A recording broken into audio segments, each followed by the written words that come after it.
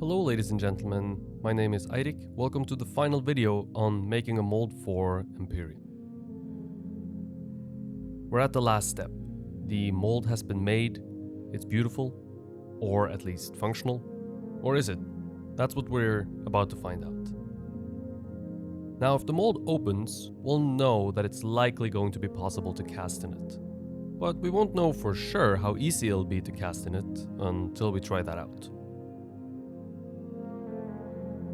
First things first, check out my Patreon page to support the videos that I make. There's a link in the description below. Before attempting to open the mold, there's one last thing I want to do, and that is drilling holes to bolt the pieces of the mother mold together. In this mold, we have several pieces of mother mold making up one of the two sides of silicone. For these pieces to support the silicone and function as one half of the mold, they need to be held together. And the easiest way that requires no clamps or fumbling to hold the pieces together while strapping the mold shut is to bolt them together with bolts and wing nuts. A corded drill would do the job faster as it is more powerful, but I do not own a corded drill. There's one in the studio, but it doesn't have a clutch in the motor, meaning it's always running full power or no power at all whenever you press the button. So it's very hard to control this drill. So I opted for my cordless DeWalt. A drill bit for drilling concrete helps a lot as well. On plaster, it's not such a good idea to use one of these, actually, because they can leave quite a nasty tear out and an exit wound. A tear out is when the back of whatever you are drilling gets blown out, and it leaves quite like an ugly exit wound that is not pretty and could potentially slowly crumble over time. Plaster is very prone to have this happen to it, but this resin seems to resist it quite well, and so a concrete drill bit does the job a bit faster and holds up a bit better. If you are drilling plaster, you should use one of those drill bits with a little screw piece at the end. I think they're called auger drill bits. They do not get as nasty of a tear out because you don't have to push as hard because the screw kind of pulls them through. But for resin, a concrete bit works perfectly fine. Personally, I am a fan of slightly thicker bolts. Thicker bolts are sturdier, of course, less likely to be bent. Wing nuts are certainly a must if you want to tighten the bolt down in a timely fashion. With a wing nut, you can just use your hands for decent result, but a regular nut would almost certainly require some sort of tool to get the bolt tight enough. And washers too, of course. The washer helps disperse the clamping pressure of the bolt over a larger area, making it less likely that the bolt or wing nut will dig into the mother mold. This is not such a large concern here because the resin material this mother mold is made out of is extremely tough. But with plaster, it becomes pretty important to ensure you do not damage the plaster when tightening the bolt down. The reason I do the bolts now before I open the mold is because at the moment, when the mold is together, everything is registered perfectly. If I were to open it and then drill, it would open up the possibility for something to be misregistered. By drilling and bolting before opening, there's no chance for misregistration. For most of the pieces, opening is going to be pretty straightforward. But there are things to look out for. You don't want to use a lot of force, because the pieces could break, of course, even though the resin is pretty tough. The resin is also so tough that sharp edges can cut you, or even worse, the silicone. It's extremely sharp and extremely hard. And if it cuts the silicone, obviously your mold could be ruined, or if it cuts you, you could be ruined. So it's best to apply as little force as possible and wiggle whatever piece is stuck until it comes off, and to break off whatever excess there is, or as much as possible at least, before attempting to get a piece off. There's quite a bit of suction holding the mother mold pieces in place, and this seal needs to be broken in order for them to come off. It's a little bit like trying to get your boot out of a muddy swamp. Pure force won't do it. You need to wiggle the boot around a little bit. A hammer to tap off and remove any excess flashing of resin is useful, and a screwdriver to pry the pieces off is very, very useful as well. A long screwdriver gives you a little bit extra leverage and makes getting the pieces off easier while applying less physical force. A bigger, wider screwdriver is better, and a big, dull screwdriver is the best. Obviously, you should use a flathead, not a Phillips drive. It's of uttermost importance that the silicone is not damaged in this process, so take your time. Applying a little force in several areas will yield the best result. Now, if your silicone is damaged, you can always glue it back together using a product called Silpoxy from Smooth On. But, of course, you'd rather not have to deal with that. So it's best to put some effort into making sure that the silicone is not damaged. Let's take a moment to thank today's sponsor, my Patreon supporters on Patreon, who have ensured the continued existence of this channel and allowed me to upgrade my gear bit by bit, making better looking and better sounding content for all of you watching. If you are interested in supporting the channel or perhaps interested in getting personal feedback on your sculptures from me, then Patreon is the place for you. You'll get in-depth feedback on techniques and how you can apply them to your own work. Anything sculpture related goes. We can talk about armature, supplies, mold making, anything you need help with in your sculpting endeavors. So check it out, there's a link in the description below. And again, thank you so much to those of you who have given generously and supported me. It really means the world. A chisel is very useful when it comes to opening the model mold pieces that will eventually be bolted together. The connection between the two pieces will be very tight, and to get into the seam where the two pieces meet is very difficult unless you have a sharp chisel. A screwdriver tends to be a little bit too narrow and not quite sharp enough to do this job well. It usually ends up kind of pressing the resin together, kind of mushing it together instead of chiseling into it, opening it up. Light pressure with the chisel is the way to go. If you chisel away like Michelangelo, you're likely to break off or crack the wall of resin that we so lovingly built.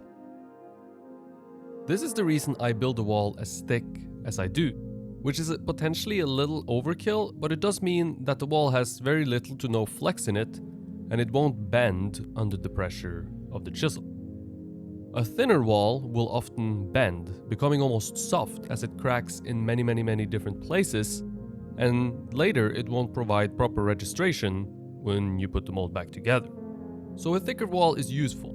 This wall won't bend, and when you put the chisel in, it'll essentially just push the piece off, lift the piece off, because the wall is so strong. Even if it means spending a little more money on materials to make the wall thicker and a little bit more time to make the wall.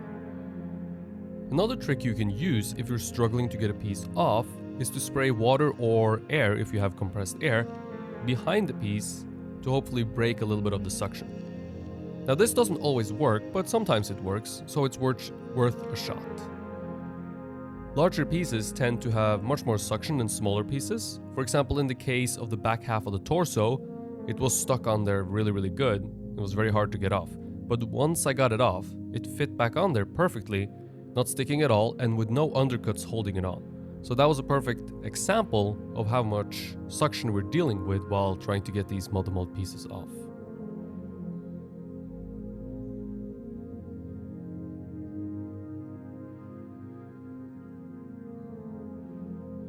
With the pieces off, it is very tempting to jump right into cutting off the silicone to reveal your sculpture.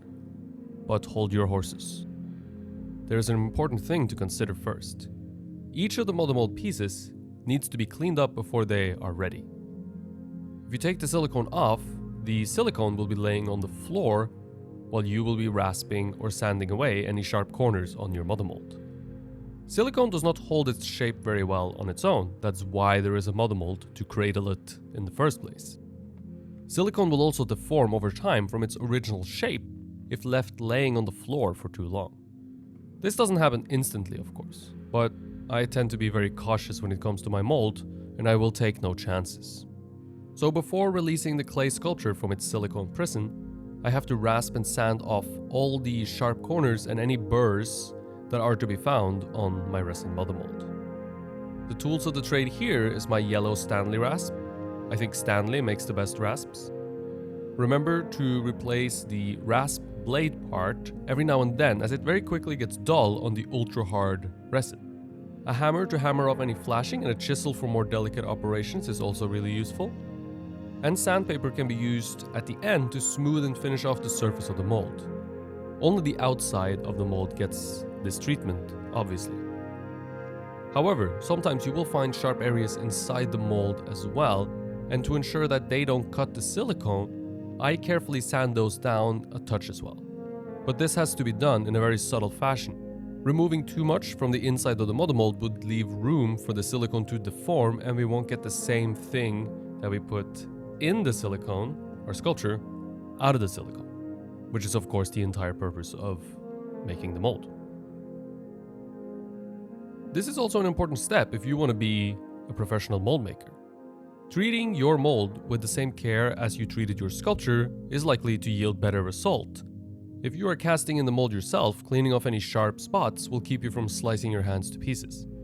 You need your hands to sculpt, so keeping them from being sliced should be a goal to keep in mind.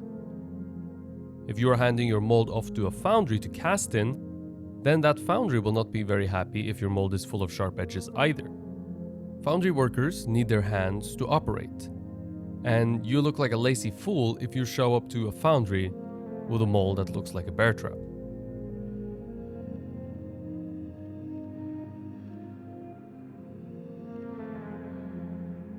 With the model mold pieces cleaned up, I bolt the pieces back together, and they're now ready to cradle our silicone. But first, of course, we need to cut the silicone open and get it off our sculpture. I have a very handy specialty knife for this exact purpose. It's called a mold cutter knife, and I think Sculpture House makes one. So if you're in the US, you can order one from Complete Sculptor in New York.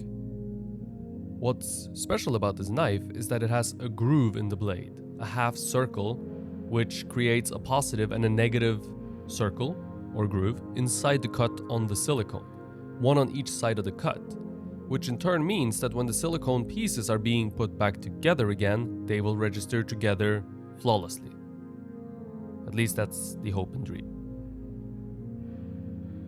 The only other way to achieve something like this would be to do one half of the mold at a time, which would be extremely difficult in a large sculpture like this and perhaps not even possible.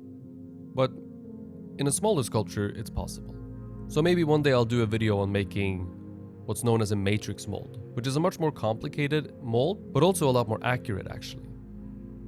Again, it's not very easy to do on a large piece, and I honestly think potentially not possible.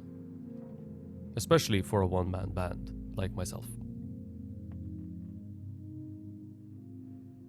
Let's take a quick second to talk about some changes that will be made to my Patreon page in the very near future.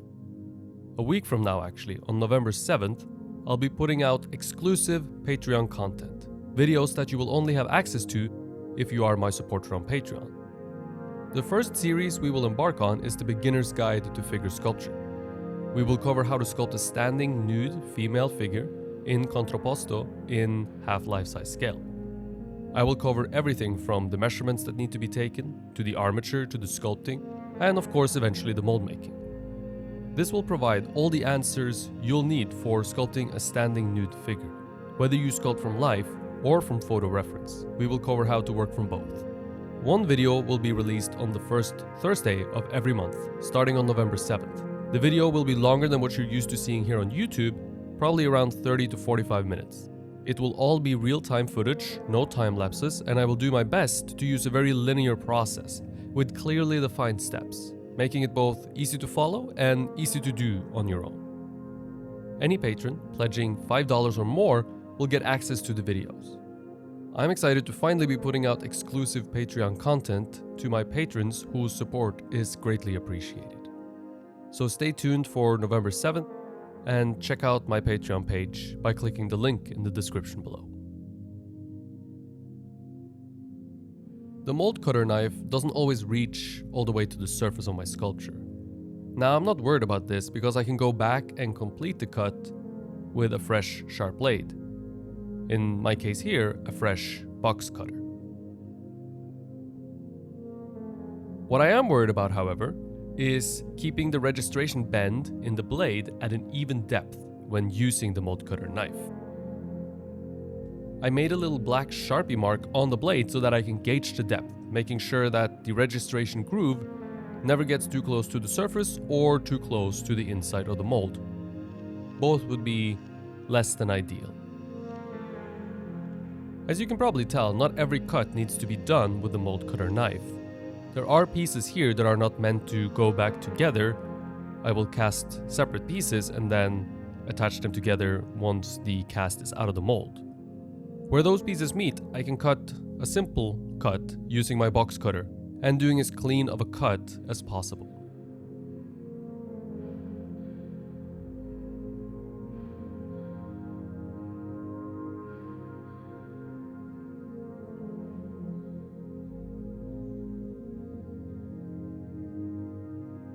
One thing I love to do when the sculpture is out of the mold is to feel the surface of the piece. It's not something you can do without potentially damaging the surface finish before you make the mold, but when the mold is made, the piece is destroyed anyway. And there's something oddly realistic and satisfying about running your hands across the form you've sculpted. It feels oddly like a real person. A very damp, cold, and hard person.